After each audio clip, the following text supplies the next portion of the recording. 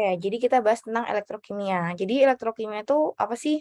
Ya, namanya juga elektro dan kimia. Jadi itu ya adalah salah satu cabang ilmu kimia yang mempelajari tentang bagaimana pengaruh reaksi dan juga arus listrik itu berkaitan. Dan kemudian kalau misalnya kita berkaitan dengan arus listrik, maka kita nggak akan jauh ini ya, membahas tentang reduksi oksidasi atau reaksi redoks. Reaksi redoks itu yang kita udah pelajari kemarin adalah suatu reaksi yang melibatkan adanya transfer elektron diikuti dengan perubahan biloks pada senyawa atau unsur yang terlibat gitu. Jadi kita punya dua reaksi, ada reduksi, ada oksidasi.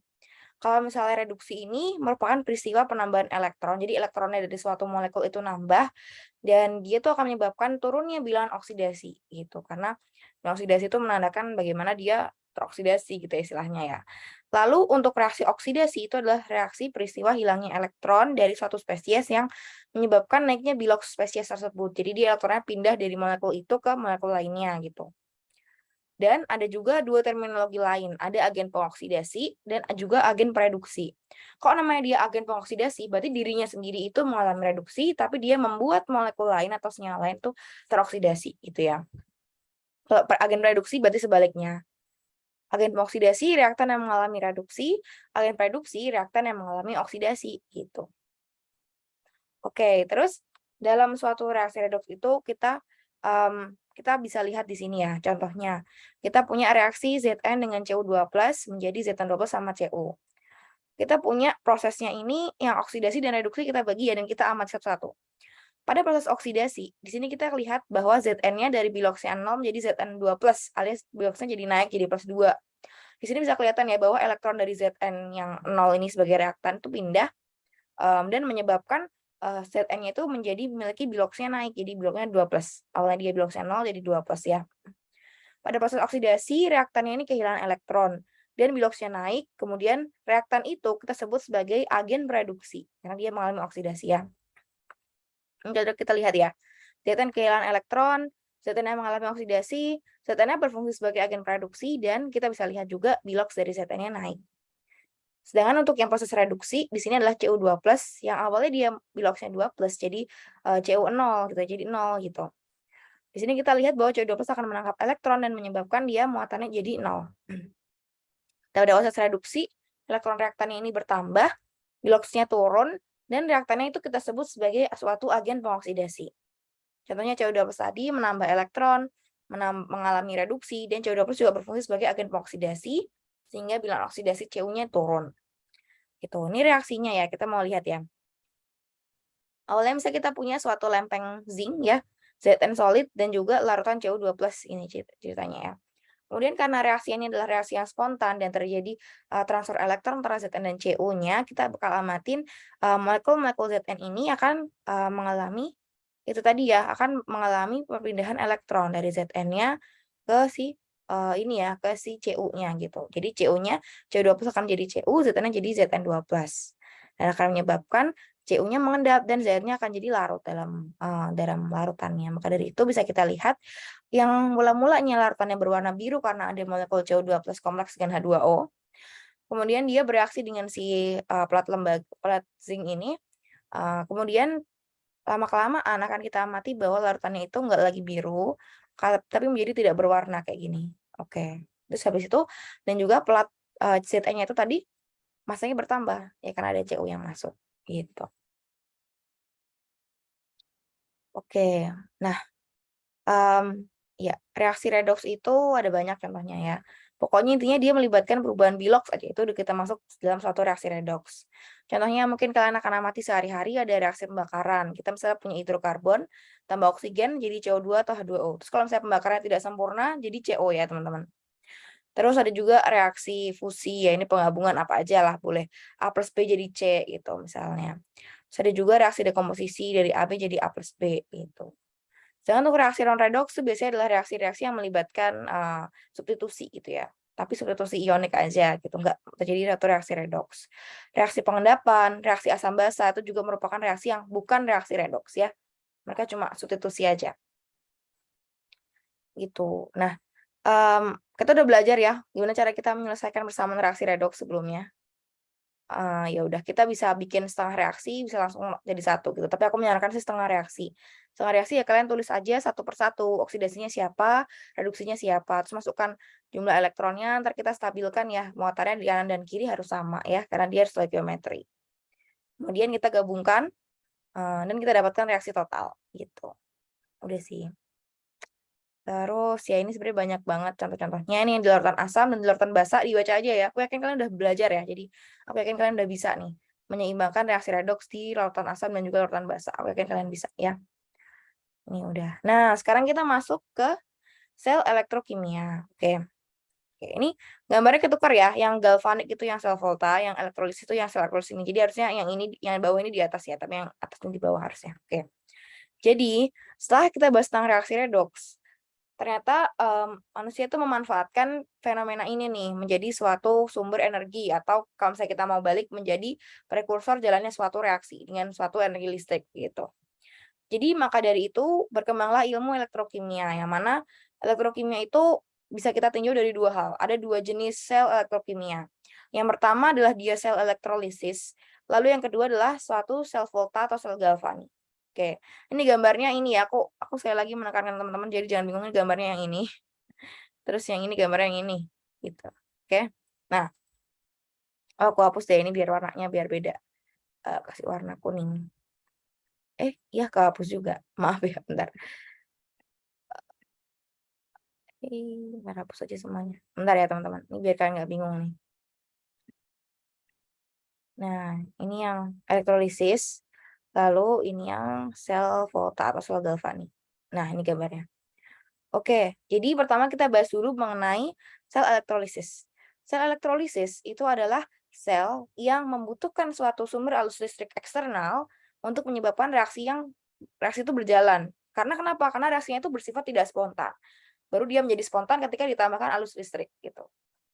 Itu adalah sel elektrolisis. Jadi sel elektrolisis itu rata-rata kita buat karena kita mau reaksi itu berjalan gitu. Misalnya kita mau produk dari reaksi itu tuh ada dalam ada di larutannya atau ada di endapannya gitu.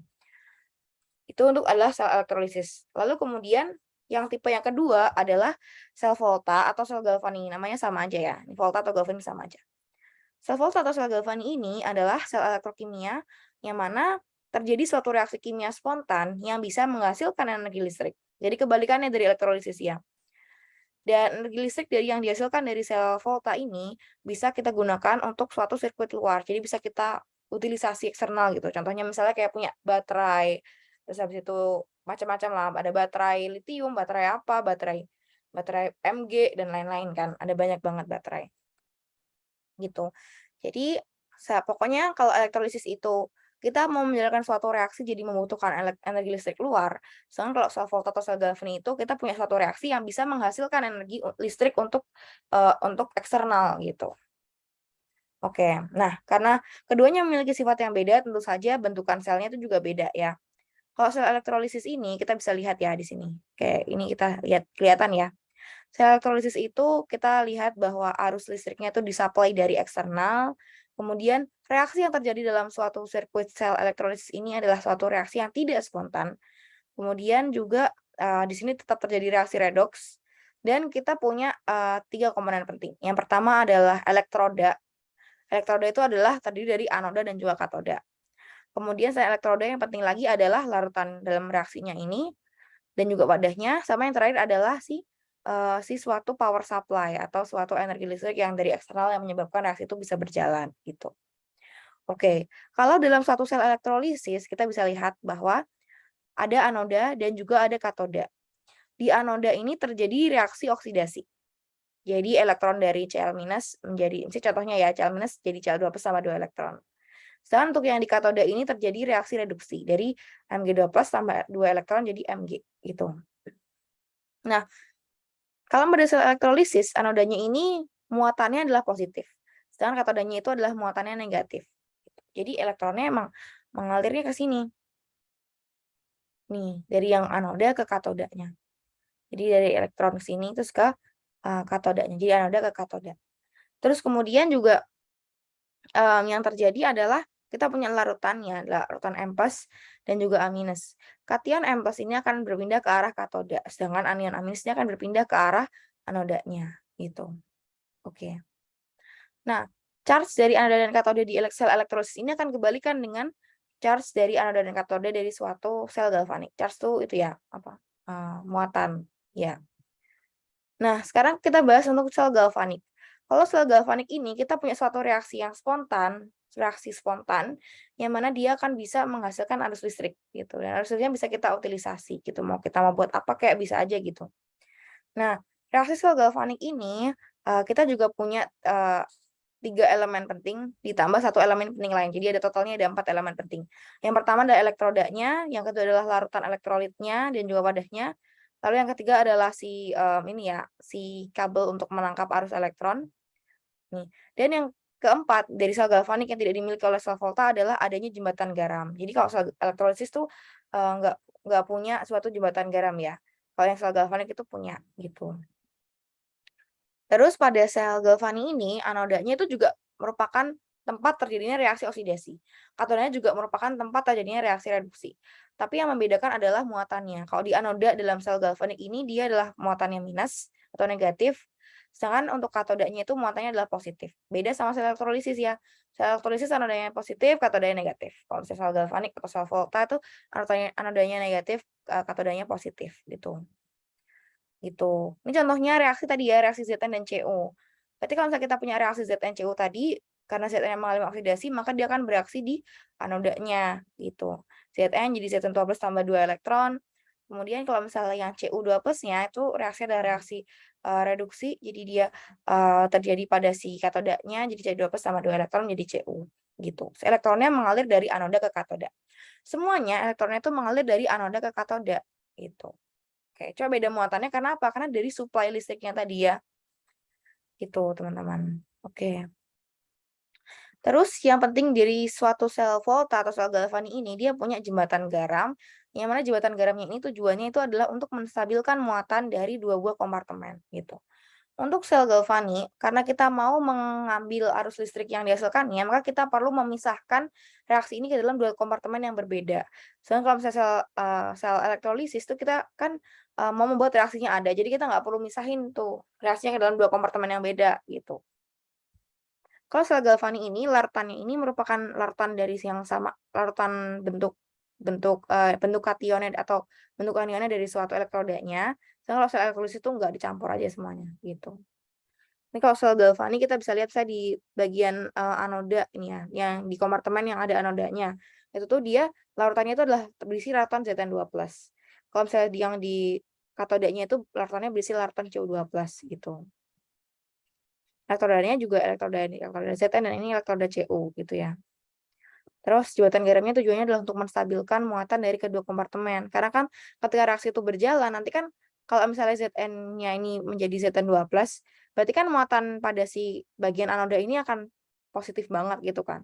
Jadi lebih positif dibandingkan yang semula. Makanya kemudian juga yang di katodanya ini larutannya itu jadi muatannya negatif banget karena sama Cu2+-nya akan jadi Cu gitu. Karena muatannya beda banget jadi dari mula-mula kan nggak seimbang, maka dari itu kita perlu adanya jembatan garam yang akan menstabilkan muatan gitu. Jembatan garam ini bisa macam-macam, bisa NaCl, KCl gitu ya. Berarti kalau misalnya jembatan garamnya NaCl dan di larutan tempat kompartemen anoda dan tempat oksidasi ini muatannya itu overload positif, berarti nanti Cl minusnya akan berkumpul di daerah yang anodanya gitu. Terus kalau misalnya yang di daerah katodanya ini kompartemen katoda berarti kalau misalnya dia muatannya udah negatif banget berarti Na+-nya yang bergerak ke sini gitu. Jadi Cl- berkumpulan di sini, Na+-nya berkumpulnya di sini gitu aja. Pakai logika aja teman-teman, mana Na+ sama Cl- yang bergerak ke mana gitu. Gitu. Oke. Nah, semoga paham ya. Harus paham dulu nih dasarnya. Ada dua sel elektrokimia yang berbeda. Jadi kalian harus perhatikan ya. Gitu. Nah, ini dia. Pada sel elektrokimia, pada dasarnya itu arus listrik itu akan masuk dan keluar dari sel elektrokimia melalui elektroda-elektroda ini. Terus reaksi redoks itu terjadi pada permukaan dari elektrodanya, bukan di bagian dalamnya, di permukaannya ya, yang bersentuhan dengan si larutannya. Nah, elektroda itu ada macam-macam. Ada elektroda inert, ada juga elektroda yang sesuai sama logamnya. Elektroda inert itu adalah suatu elektroda yang tidak ikut bereaksi. Jadi tujuannya dia adalah untuk memberikan permukaan sentuh aja gitu. Jadi kayak biar masuk aja tuh reaktannya gitu. Misalnya elektroda inert tuh dipakai kalau misalnya kita punya suatu reaktan berupa gas atau mungkin senyawa-senyawa yang ya nggak ada padatan logamnya gitu. Itu bisa dipakai elektroda inert. Elektroda inert yang dipakai biasanya adalah karbon atau platina atau emas bisa. Emas bisa ya, asalkan nggak direaksikan sama asam kuat gitu, gitu sih nggak apa-apa. Atau itu ya, apa namanya, eee, air HC itu yang kayak dia HNO3, gabungan HNO3 H2SO4 itu kan bisa melarutkan emas ya, tapi biasanya emas jarang sih karena mahal ya, mungkin yang dipakai adalah yang grafit atau platina juga mahal sih, tapi biasanya platina juga dipakai. Jadi elektroda PT atau karbon tuh berarti kita tahu bahwa di daerah situ tuh reaktannya tuh nggak bisa bentuk logam, bisa jadi gas atau misalnya bisa jadi kayak model-model, ya larutan yang liquid gitu misalnya, bisa juga. Terus ini ada 2 jenis elektroda ya, katoda dan anoda. Pokoknya katoda itu reduksi ya, anoda itu terjadinya oksidasi. Mau muatannya itu baru beda antara elektrolisis sama sel galvanik, itu baru beda di situ, itu. Nah nah ini dia.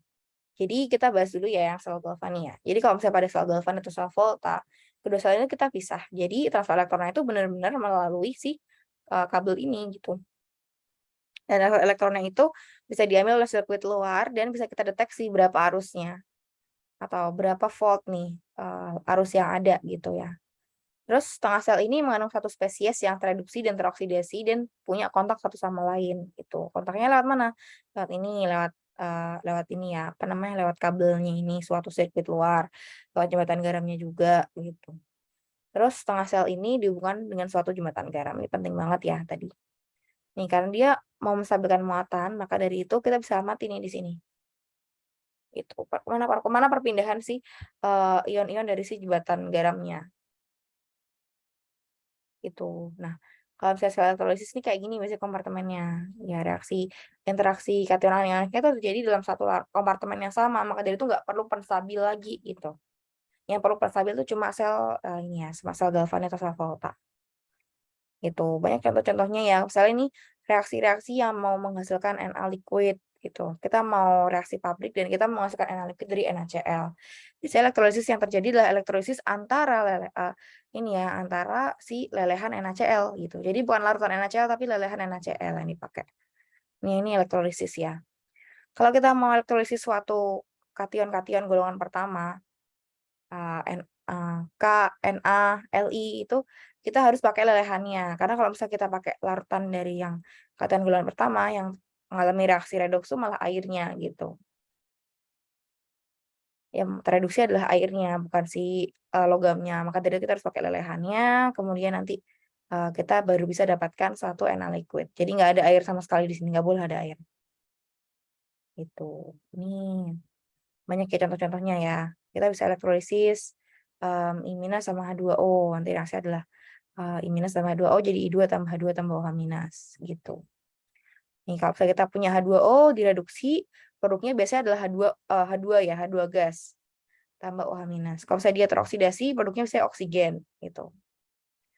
Terus ini kalau misalnya model-modelan kayak ini ya, kayak misalnya I- tuh biasanya bisa mengalami oksidasi jadi I2 tambah 2 elektron gitu. Nah, terus dalam Excel elektrolisis itu kita perlu lihat, kita bisa menghitung hubungan antara kuat arus dengan suatu mol elektron yang terbentuk gitu. Jadi kita bisa lihat di sini ya, enggak ada di sini. Jadi kuat arus dalam satuan ampere sama dengan muatan listrik per waktu. Muatan listrik dalam kolom ya. Jadi kalau misalnya kita punya waktu dikali kuat arus sama dengan muatan listrik dalam kolom. Dan muatan listrik ini adalah mol elektron per konstanta Faraday-nya ya. Jadi kita bisa ngitung berapa nilai mol elektronnya gitu. Jadi nanti rumusnya jadinya kayak gini nih.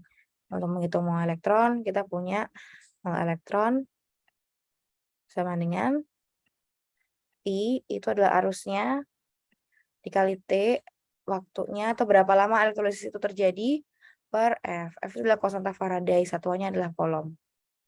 F-nya ini bisa 96.500. 96.500.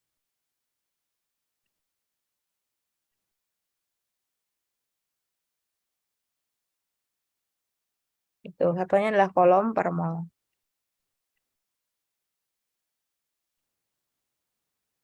Nah, ini jadi misalnya kita punya suatu reaksi dilakukan selama 20 menit dengan arus 2 ampere, itu berapa mol elektron yang terlibat, bisa kita hitung gitu. Nanti kalau misalnya kita udah punya mol elektron, kita bisa masukkan ke persamaan stoikiometrik dengan mol logamnya atau mol reaktannya gitu. Misalnya tadi ya Zn2+, Zn ya menjadi Zn2+, ini ya Zn2+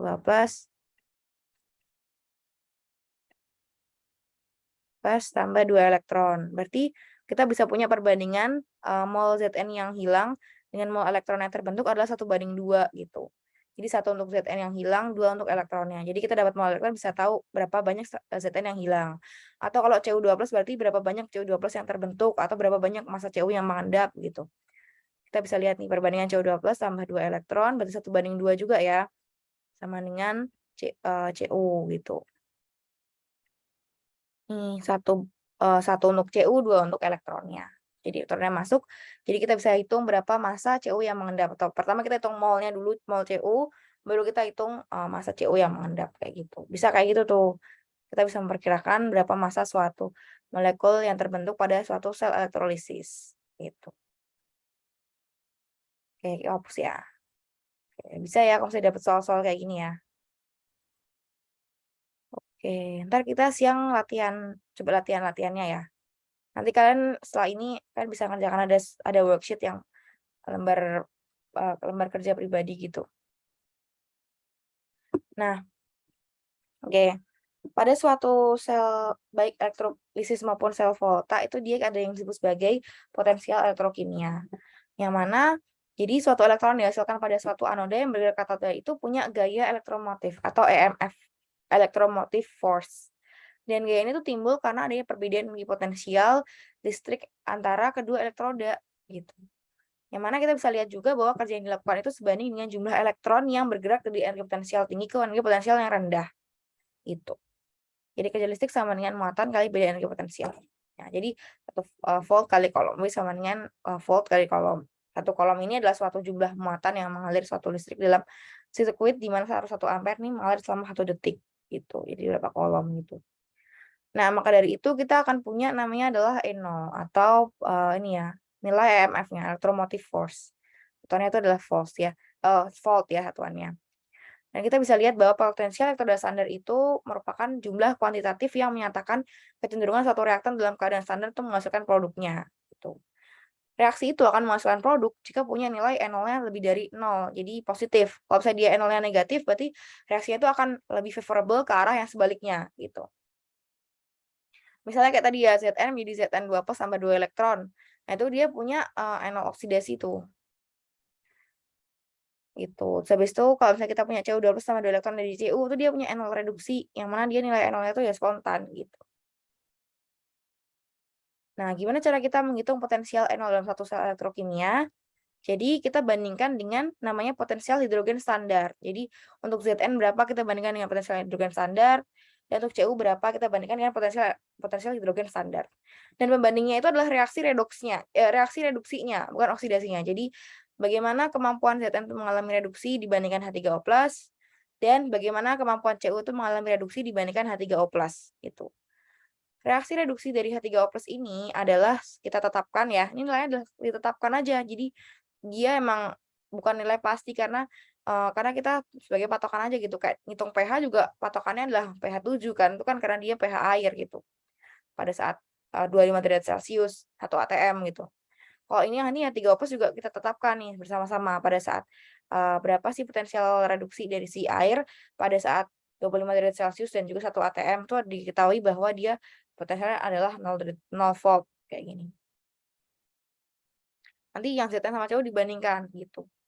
Nah, dari eksperimen itu kita punya namanya ini nih, tabel potensial reduksi standar. Jadi yang kita lihat adalah spesi reduksinya ya. Oksidasinya tuh kita lihat relatif terhadap reduksinya nanti. Jadi kita bisa dapatkan nilai oksidasinya itu berdasarkan ini gitu. Nah, kita bakal lihat di sini ya. Baseline-nya adalah si H+ tadi ya, H3O+ tambah elektron. Jadi si ini ya, H2. Ini baseline-nya ini ya, ini yang kasih kotakan nih. Nah, jadi setelah kalian punya nilai baseline ini yang berdasarkan dari hasil eksperimen, kita akan punya dua regio. Ada regio yang pertama dan ada regio yang kedua. Nah, karena yang kita hitung adalah nilai potensial reduksinya, maka ini regio yang pertama, ini regio yang kedua ya. Maka nilai-nilai yang dia lebih besar daripada 0 atau nilai-nilai yang nolnya itu positif, maka dia akan cenderung mengalami reduksi. Jadi reaksi ini tuh favorable nih. Kan yang itu adalah reaksi reduksinya kan, CO2+ sama 2 elektron jadi Cu 0,34. Terus I2 tambah elektron jadi I- nih 0,54. Terus 2 I2 setengah I2 tambah elektron jadi I- juga 0,62. Nih pada aqueous dan solid ya, beda ya. Fe3+ menjadi Fe2+ 0,77, Ag+ jadi Ag 0,8. Nah, jadi regio yang kedua ini adalah suatu molekul-molekul yang dia akan lebih suka mengalami reaksi reduksi. Istilahnya kayak gitu.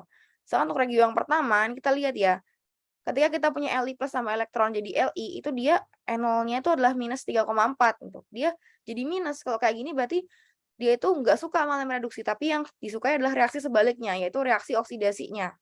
Gitu. Jadi makanya Li-nya itu akan cenderung jadi Li, jadi Li+ tambah elektron. Kalau yang K juga sama. Reaktannya adalah K menjadi K+ tambah elektron. Ba juga sama. Ba menjadi Ba2+ tambah 2 elektron. Jadi yang favorable adalah reaksi sebaliknya. Atau bisa kita katakan reaksi yang di bawah atau nilai yang di bawah dari 0 atau di bawah dari baseline atau nilai negatif ini adalah reaksi-reaksi yang cenderung ini ya, cenderung terjadinya itu adalah reaksi oksidasi gitu. Reaksi reduksinya. Gitu. Karena dia cenderung mengalami reaksi oksidasi, maka kita sebut sebagai reaktan-reaktan ini adalah suatu reaktan-reaktan agen pereduksi gitu.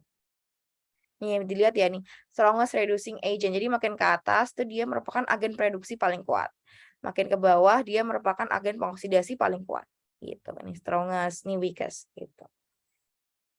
Ya, kita lihat juga nih, Zn dapat sama 2 elektron, jadi Zn tuh dia NO-nya adalah -0,76. Makanya di contoh soal yang tadi itu Zn-nya itu adalah dari Zn solid menjadi Zn dapat sama 2 elektron. Jadi reaksinya adalah reaksi oksidasinya, bukan reduksinya. Gitu. Terus, pertanyaannya, kenapa nggak ada potensial oksidasi? Ya, bisa aja kita bikin, kita balik aja nilainya. Gitu. Tapi kita tinjau aja dari 1 gitu, dari reaksi reduksinya gitu, teman-teman. Oke, ini kesepakatan bersama. Jadi, ya kayak gini, gitu. Oke, jelas ya. Kan pokoknya harus jelas nih tentang nilai potensial reduksi standar, kemudian nilai-nilainya ini kenapa dia minus, kenapa dia plus gitu. Mana yang merupakan strongest reducing agent, mana yang strongest oxidizing agent gitu kan harus tahu. Gitu. Nah, oke, sebelum kita bahas yang tidak standar, kita oke, nanti dulu lah ya ini ya, perhitungan nanti dulu. Sekarang kita lihat aplikasi dari sel elektrokimia. Jadi banyak ya aplikasinya ya, khususnya untuk sel-sel yang sel-sel yang menghasilkan listrik kayak sel volta atau sel galvani itu bisa kita pakai sebagai baterai gitu, bisa kita pakai sebagai fuel cell gitu ya. Terus baterai ini bisa bisa yang ada yang primer yang tidak bisa di-recharge seperti baterai alkali, merkuri, perak sama Li. Ada juga baterai yang sekunder yang bisa kita recharge kayak baterai HP gitu, yaitu misalnya baterai PB atau NiMH atau lithium ion yang ada di HP kalian tuh lithium ion nama baterainya, kan bisa di-charge ya gitu. Makanya ini, nice info aja nih kalau kalian punya handphone atau barang elektronik lainnya yang merupakan dia baterai lithium ion, kalau nge-charge itu jangan sampai dia persentasenya tuh di bawah 20% gitu. Karena kalau di bawah itu lebih susah nih reaksi redoksnya terjadi gitu. Jadi kalau misalnya kita punya baterai lithium ion, kita udah harus charge kalau misalnya dia baterainya udah mendekati 20%, 21 atau 25 gitu. Kalau misalnya baterainya udah sampai 0% baru di-charge itu bakal menyebabkan, masa lama bertahannya baterainya itu atau masa hidupnya baterainya itu akan jadi lebih singkat dibandingkan yang kalau kita 20% udah di-charge kayak gitu. Jadi, ya kan hati-hati aja sama barang elektronik kalian, itu untuk menghemat, ini ya untuk menghemat baterai biar nggak potensial rusaknya tuh jadi rendah gitu.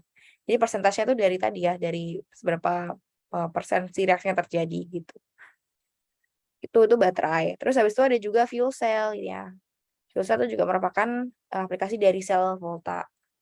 Nah, terus yang ini nih, yang 2 yang terakhir itu adalah aplikasi dari sel elektrolisis. Jadi ada electroplating gitu. Misalnya kita mau melapisi, logam-logam yang, ini ya, logam-logam yang tertentu gitu dengan suatu logam yang lainnya di atasnya. Misalnya kayak, misalnya perhiasan gitu ya, kita punya perhiasan dari misalnya dari tembaga terus mau dilapisi sama emas itu bisa, itu namanya electroplating gitu. Atau kita mau punya suatu lempengan besi apa gitu untuk suatu produk otomotif tuh dia bisa juga dikasih electroplating dengan logam lainnya. Terus juga bisa sebagai pencegahan korosi, misalnya kita mau mencegah, korosi dari beberapa misalnya bangku di taman atau mungkin ayunan atau apa gitu, kita bisa kasih ini ya, kasih plat-plat apa gitu, misalnya plat patina atau tembaga gitu yang lebih lebih tidak suka lebih sukar di ini ya, dioksidasi dan terjadi korosi, gitu. Ini contoh-contohnya ini ada baterai primer yang bisa dipakai buat baterai-baterai apa ya, jam beker atau apa gitu, mainan-mainan atau baterai jam tangan, atau baterai-baterai senter gitu, itu ini baterai primer. Dia nggak bisa di-recharge sebenarnya, gitu. Terus ada juga nih baterai sekunder gitu. Biasanya kalau baterai-baterai yang sekarang sih udah baterai sekunder ya, karena kan ada alat yang bisa nge-recharge baterai kan ya. Dia bisa di-recharge baterainya, berarti dia emang harus baterai yang khusus, nggak semua baterai bisa di-recharge. Jadi ada beberapa baterai aja yang bisa di-recharge gitu. Di-recharge berarti dibalik lagi reaksinya ya. Jangan bingung ya, kalian kan udah belajar nih. Jadi maksud di-recharge tuh apa ya? Apa ditambahin listrik gitu. Jadi reaksinya dibalik gitu. Yang oleh reaksi udah berakhir, udah sampai titik akhir reaksi, udah semuanya jadi produk gitu. Produknya kita kita ulang lagi nih, jadi kita balik reaksi jadi elektrolisis gitu. Gitu. Kayak gitu sih, itu proses recharge-nya. Ini juga aki mobil tuh kayak begitu sama. Fuel cell nih ya, fuel cell gitu. Ini elektrolisis, ini untuk mengambil, logam-logam yang kita mau gitu, kita pakai sel elektrolisis. Ini electroplating ini, misalnya kalau sejaman dulu sih ini melapisin uang ini ya, uang logam dengan emas itu atau dengan apapun itu electroplating namanya. Atau sendok itu dilapisi pakai AG gitu. Nah, ini ada produksi NaOH, habis itu proses korosi ini juga bisa kita cegah ya kalau misalnya kita pakai electroplating gitu, gitu. Oke, ini sampai sini. Ada yang mau ditanyain nggak teman-teman?